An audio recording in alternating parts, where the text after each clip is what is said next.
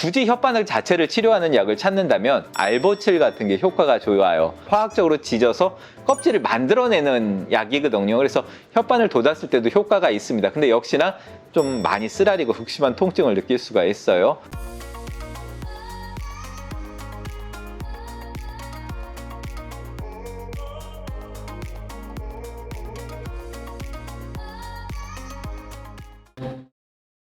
안녕하세요.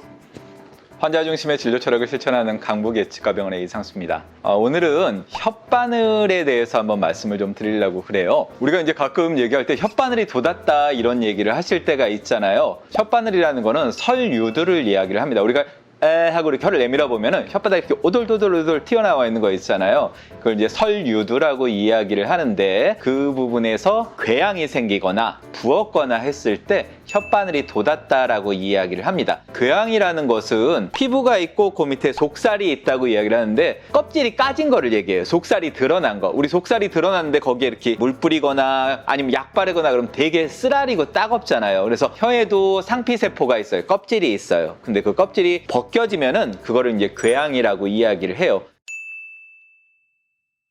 대표적인 예로는 외상 때문에 생기는 경우가 가장 많고요. 뭐 뜨거운 거를 먹다거나 그런 거 먹다가 혀를 이제 데이거나 그럴 때가 있죠.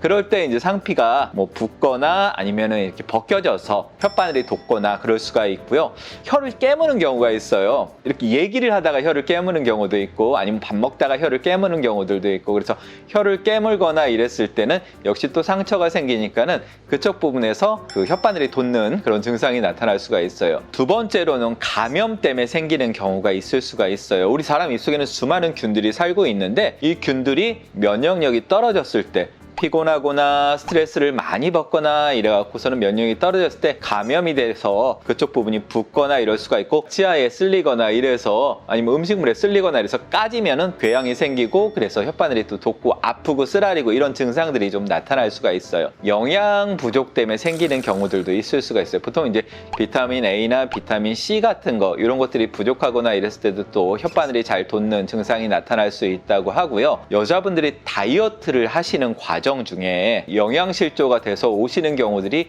있어요. 그런 경우에는 야채류 같은 거, 비타민 종류 이런 것들 좀 드시라고 말씀을 좀 드리거든요. 사실 딱히 치료 방법은 없어요. 이게 놔둔다고 큰 병이 되거나 이런 것들이 아니고 시간이 지나면은 저절로 낫습니다. 보통은 일주일이나 2주일 정도 지나면 되고요. 구내염이랑 거의 비슷해요. 구내염도 사실 궤양 때문에 생기는 거거든요. 그래서 약을 병원에서 처방을 해주거나 이런 경우들도 있어요. 근데 그 약을 먹는다고 해서 이 혓바늘이 돋거나 구내염이 직접 낫지는 않아요, 사실. 대부분의 경우는 궤양이 생기게 되면은 껍질이 벗겨진 상태니까 그리고 2차 감염이 되는 경우가 되게 많거든요. 그리고 2차 감염이 되면은 상처가 잘 안 나요. 그래서 2차 감염을 치료하는 아니면 예방하는 항생제 같은 거를 처방을 해서 이제 드시는 경우가 있는데 혓바늘 돋은 것 자체를 치료하는 약은 아닙니다. 2차 감염을 줄이는 그런 약이고 굳이 혓바늘 자체를 치료하는 약을 찾는다면 알보칠 같은 게 효과가 좋아요. 상피가 벗겨진 상태, 껍질이 벗겨진 상태에다 거길 화학적으로 지져서 껍질을 만들어내는 약이거든요. 그래서 혓바늘 돋았을 때도 효과가 있습니다. 근데 역시나 좀 많이 쓰라리고 극심한 통증을 느낄 수가 있어요. 두 번째로 잘 쓰지는 않는 약인데 스테로이드, 국소 스테로이드 사용하는 경우들도 있을 수가 있습니다. 근데 스테로이드라는 게 사실 함부로 쓰기가 조금 위험한 약이라서 그렇게 많이 쓰지는 않고요. 또 연고 계열은 입안에 발라놓으면 금방 없어져요. 이렇게 침 때문에 쓸려나가거나 삼켜버릴 수도 있고 그래서 그렇게 스테로이드 연고를 국소적으로 처방을 하거나 그런 경우는 이렇게 흔하지는 않습니다. 좀 조심을 해야 될 게 혓바늘이 돋거나 아니면 구내염도 마찬가지인데 이게 얘기 듣기로는 1, 2주 정도 지나면은 뭐 다 낫는다 그랬는데 나는 3주, 4주가 돼도 안 없어져요. 이런 경우들이 있을 수가 있어요. 만약에 그런 경우라면 다른 질환일 수도 있어요. 대표적인 게 캔디다 감염증이라 그래서 캔디다 알비칸스라는 입안에 진균이 살고 있거든요. 곰팡이균의 일종이에요. 그런 것들이 살고 있는데 걔네들이 커지게 되면은 혓바늘이나 이렇게 혀에 상처나 이런 것들이 생겼을 때 그렇게 혓바늘 돋은 것처럼 보이거나 아니면 굉장히 텁텁한 맛 같은 걸 좀 느낄 수가 있거든요. 아니면 더 심하게는 설암이 있는 경우들도 있을 수가 있거든요.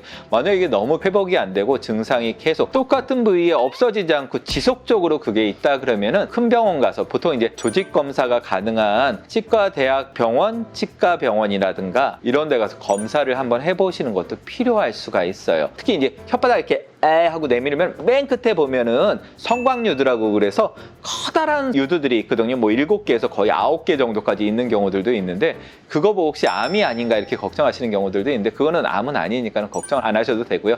정상적인 설유두의 하나입니다. 그거는.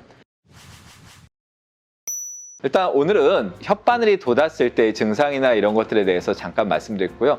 사실 구내염이랑 생긴 위치가 틀려서 그렇지 구내염과 거의 똑같은 질환이라고 생각을 하시면 됩니다. 그래서 혓바늘 돋았을 때 많이 좀 쓰라리고 그러실 테니까 첫 번째는 입을 좀 자주 헹구시는 게 좋아요. 아무래도 입안이 건조가 되어 있으면 상처가 더 아플 수가 있거든요. 또 혀는 움직이면서 치아에 이렇게 쓸리거나 이럴 수가 있기 때문에 또 입안을 좀 적셔주는 게 좀 좋고요. 또 침이 많이 나오는 것도 좋기 때문에 물 많이 드시는 것도 좋아요. 그리고 비타민 같은 거 복용 잘 하시고 그다음에 휴식을 좀 취하시고 스트레스도 좀 줄이시고 잠 많이 주무시고 건강 유지 잘 하시고 그러면은 나으실 수가 있고 그게 혹시라도 2차 감염이나 이런 게 되면은 또 잘 안 나을 수가 있으니까 그럴 때는 치과에서 아니면 뭐 이비인후과도 좋고 약 처방 받으셔갖고 약을 좀 드시게 되면은 회복이 되는데 도움이 되실 겁니다.